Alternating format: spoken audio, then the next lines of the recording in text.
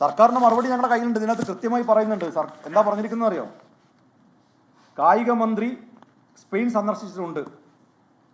കായിക വകുപ്പ് സെക്രട്ടറി, കായിക യുവജനകാര്യ ഡയറക്ടർ ഇവരൊക്കെ മന്ത്രിയെ അനുഗമിച്ചിട്ടുണ്ട്. അവർ പോയത് അർജന്റീന ഫുട്ബോൾ അസോസിയേഷൻ ഭാരവാഹികളുമായി ചർച്ച നടത്താനും അതുപോലെ അർജന്റീന ടീമിനെ, ഫുട്ബോൾ ടീമിനെ കേരളത്തിലേക്ക് ക്ഷണിക്കുക എന്ന ആവശ്യത്തിന് വേണ്ടിയിട്ടാണ് കായിക മന്ത്രി സംഘവും പോയത് എന്ന് പറയുന്ന വിവരാവകാശ പ്രകാരം കിട്ടിയ മറുപടി കൈവശമുണ്ട്. അപ്പോൾ കായിക മന്ത്രി മാത്രമല്ല അതിന് 13 ലക്ഷം രൂപ ചെലവഴിച്ചു എന്നത് മറുപടിയും കൈവശമുണ്ട്. അപ്പോൾ നേരത്തെ മാധ്യമങ്ങൾ റിപ്പോർട്ട് ചെയ്തതാണ്.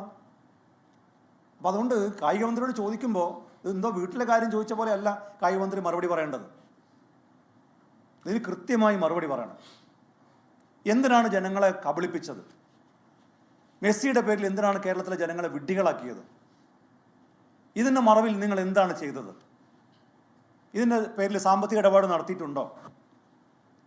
കേരളത്തിന് വേണ്ടിയിട്ടാണല്ലോ സ്പോൺസർ എന്ന് പറയുന്നത്, പുറത്തുള്ളൊരു വ്യക്തിയാണ്. കേരള സർക്കാരിന് വേണ്ടിയിട്ടാണല്ലോ ഈ പണം മുടക്കിയത്. ഈ പണം അങ്ങോട്ടേക്ക് അയച്ചിട്ടുണ്ടോ?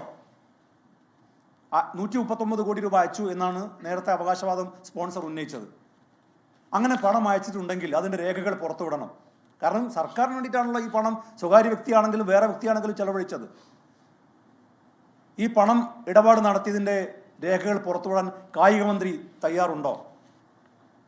കായിക മന്ത്രിക്ക് ഇതിലുള്ള പങ്കെന്താണ്? സ്പോൺസർക്ക് ഇതിലുള്ള പങ്കെന്താണ്? കേരളത്തിലെ മുഖ്യമന്ത്രി പറഞ്ഞത് ഇങ്ങനെയുള്ള അവതാരങ്ങളെയൊന്നും സർക്കാരിൻ്റെ അധികാര ഇടനാഴികളിൽ കാണില്ല എന്നാണ്. മുഖ്യമന്ത്രി അറിയാതെയാണോ ഇത് ചെയ്തത്? ഞാൻ ചോദിക്കുന്ന മുഖ്യമന്ത്രിയല്ലേ ഇന്റലിജൻസ് വകുപ്പിന്റെ ഹെഡ്. ഇത്രയധികം കേസുകളിൽ പ്രതിയായിട്ടുള്ള, നിരവധി വഞ്ചന കേസിൽ, തട്ടിപ്പ് കേസിൽ പ്രതിയായിട്ടുള്ള കേരള പോലീസ്, പിണറായി വിജയന്റെ കീഴിലുള്ള പോലീസ് തന്നെ റൗഡി ലിസ്റ്റിൽ ഉൾപ്പെടുത്തിയിട്ടുള്ള ഒരാളെ സർക്കാരിൻ്റെ ഒരു സ്പോൺസറായിട്ട് പ്രഖ്യാപിക്കുമ്പോൾ കേരളത്തിലെ മുഖ്യമന്ത്രിക്ക് ഇത് അറിയില്ലേ? എങ്കിലും മുഖ്യമന്ത്രി പറയട്ടെ, മുഖ്യമന്ത്രി അറിയാതെയാണ് അദ്ദേഹത്തെ ഈ സ്പോൺസറാക്കിയത്, അദ്ദേഹത്തെ കല്ലൂർ സ്റ്റേഡിയത്തിന് നവീകരണം ഏൽപ്പിച്ചത്, സർക്കാരിൻ്റെ ഒരു പ്രോഗ്രാമിൻ്റെ സ്പോൺസർ. ഞാൻ ചോദിക്കട്ടെ, നിങ്ങളുടെ ആരുടെയും വീട്ടിലെ കല്യാണം ഇത്തരം തട്ടിപ്പ് കേസിൽ ഒരു പ്രതി ഏൽപ്പിക്കാം ഈ അതിൻ്റെ ഇവന്റ് നടത്താൻ? എന്നിട്ടല്ലേ സർക്കാരിന് ഇത്രയും വലിയൊരു പ്രോജക്റ്റ് ഏൽപ്പിക്കുന്നത്? നമ്മുടെ വീട്ടിലൊരു കല്യാണത്തിൻ്റെ ഇവന്റ് ഏൽപ്പിക്കോ? നമുക്ക് ധൈര്യം ഉണ്ടാവുമോ?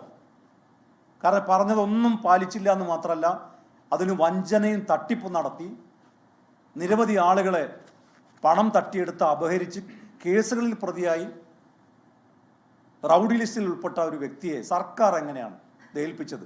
അതിൻ്റെ സർക്കാരിൻ്റെ താല്പര്യം എന്താണ്? സർക്കാരിൻ്റെ നേട്ടം എന്താണ്? ഇവർക്കുള്ള നേട്ടം ഇപ്പോൾ വ്യക്തമായി കഴിഞ്ഞു. കേസുകളിൽ നിന്നൊക്കെ രക്ഷപ്പെടാൻ പോകുന്നു. കേസിലെ യഥാർത്ഥ പ്രതികൾ രക്ഷപ്പെട്ട് വളരെ പാവങ്ങളായ ആദിവാസികളും അതുപോലെ തന്നെ ചെറുകിട ഭൂവുടമകളും ഒക്കെ ഇതിന്റെ ദുരന്തഫലം അനുഭവിക്കാൻ പോകുന്നു. ലോകത്തെവിടെയായാലും ഏത് സമയത്തും 24 വാർത്തകളും ഓഗ്മെന്റഡ് റിയാലിറ്റി പാക്കേജുകളും എക്സ്പ്ലെയിനറുകളും വിശദമായി കാണാൻ ഞങ്ങളുടെ യൂട്യൂബ് ചാനൽ നിങ്ങൾക്ക് സബ്സ്ക്രൈബ് ചെയ്യാം.